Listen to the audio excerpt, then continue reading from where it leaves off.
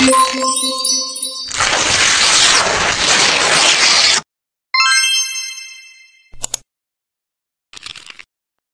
few moments later.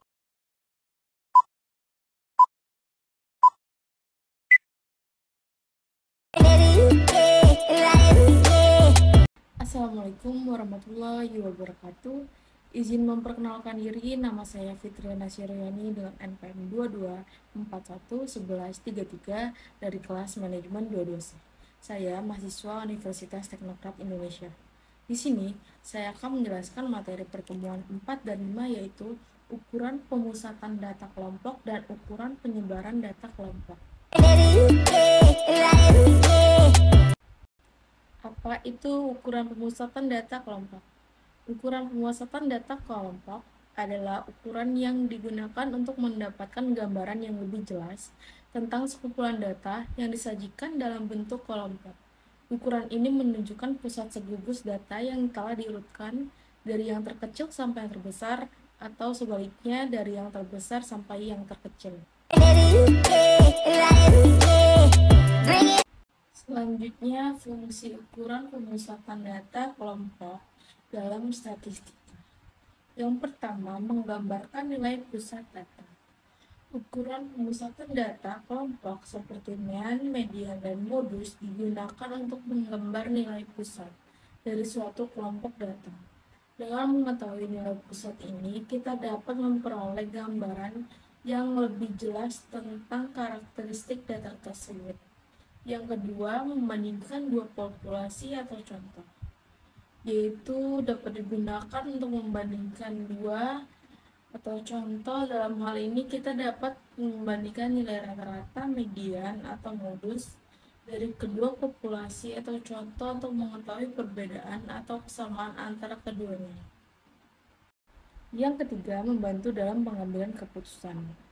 Misalnya, jika kita ingin mengetahui nilai rata-rata gaji karyawan di suatu perusahaan, kita dapat menggunakan mean untuk memperoleh gambaran yang lebih jelas. Yang keempat, membantu dalam pengambilan atau pengembangan model statika, yaitu kita dapat menggunakan mean, median, atau modus sebagai variabel dependen dalam model regresi untuk memprediksi nilai variabel independen.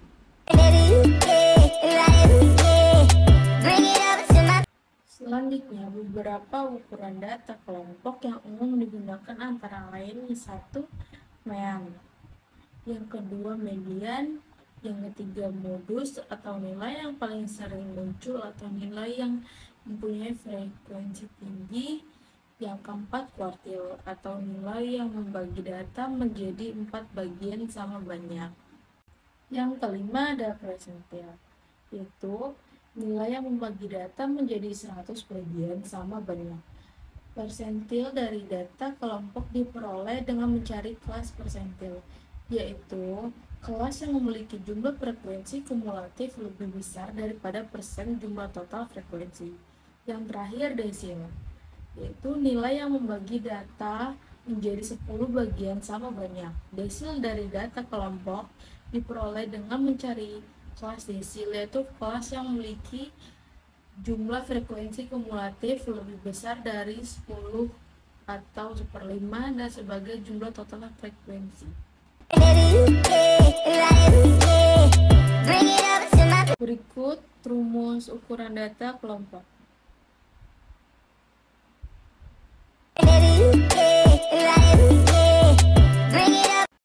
Selanjutnya, saya akan menjelaskan materi ukuran penyebaran data tunggal. Apa itu ukuran penyebaran data tunggal? Ukuran penyebaran data tunggal adalah ukuran yang digunakan untuk mengukur seberapa jauh data tersebar dari nilai pusatnya. Beberapa ukuran penyebaran data tunggal yang umum digunakan adalah jangkauan data tunggal, hamparan data tunggal, himpangan data kuartil, dan simpangan rata-rata. Jangkauan data tunggal adalah selisih antara data terbesar dengan data terkecil.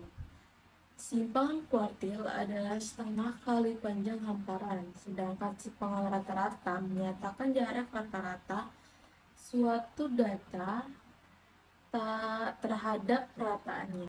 Ukuran penyebaran data tunggal penting dalam statistika karena dapat memberikan informasi tentang seberapa besar variasi data. Dengan mengetahui ukuran penyebaran data tunggal, kita dapat memahami data dengan lebih baik dan mengambil keputusan yang lebih tepat berdasarkan analisis data yang dilakukan.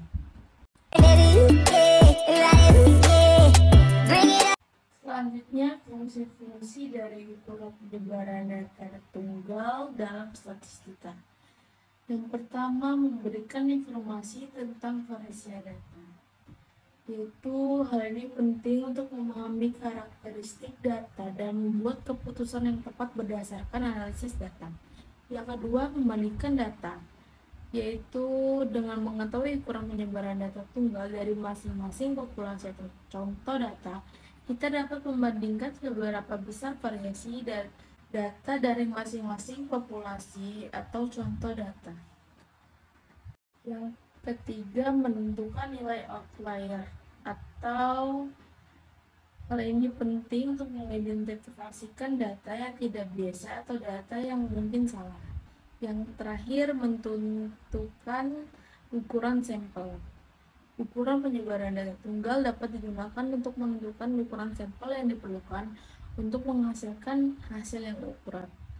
Semakin besar ukuran penyebaran data tunggal, semakin besar ukuran sampel yang perlu diperlukan.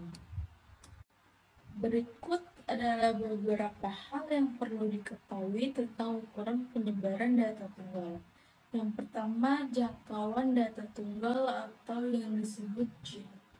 Jangkauan data tunggal adalah selisih antara data terbesar dengan data terkecil. Jangkauan data tunggal digunakan untuk mengukur seberapa besar rentang nilai data. Yang kedua, hamparan data tunggal atau disebut H. Hamparan data tunggal adalah selisih antara kuartil ketiga dengan kuartil pertama. Hamparan data tunggal digunakan untuk mengukur seberapa besar variasi data. Yang ketiga, simpangan kuartil atau disebut QD. Simpangan kuartil adalah setengah kali panjang hamparan. Simpangan kuartil digunakan untuk mengukur seberapa besar variasi data. Dan yang terakhir ada simpangan rata-rata atau yang disebut SR. Simpangan rata-rata menyatakan jarak rata-rata suatu data terhadap rataannya. Simpangan rata-rata digunakan untuk mengukur seberapa jauh data tersebar dari nilai rata-rata. Yang terakhir, mengapa ukuran pemusatan data kelompok dan ukuran penyebaran data tunggal penting dalam statistika. Ukuran pemusatan data kelompok dan ukuran penyebaran data tunggal penting dalam statistika karena keduanya memberikan informasi yang berbeda namun saling melengkapi dalam analisis data. Ukuran penyebaran data tunggal penting dalam statistika karena dapat memberikan informasi tentang seberapa besar variasi data. Dengan mengetahui ukuran penyebaran data tunggal, kita dapat memahami data dengan lebih baik dan mengambil keputusan yang lebih tepat berdasarkan analisis data yang dilakukan. Sedangkan dengan memahami fungsi ukuran penyebaran data tunggal, kita dapat menggunakan ukuran ini untuk memahami data dengan lebih baik dan mengambil keputusan yang lebih tepat berdasarkan analisis data yang dilakukan. A few moments later. Sekian yang dapat saya sampaikan. Mohon maaf bila ada salah kata. Saya akhiri. Wassalamualaikum warahmatullahi wabarakatuh.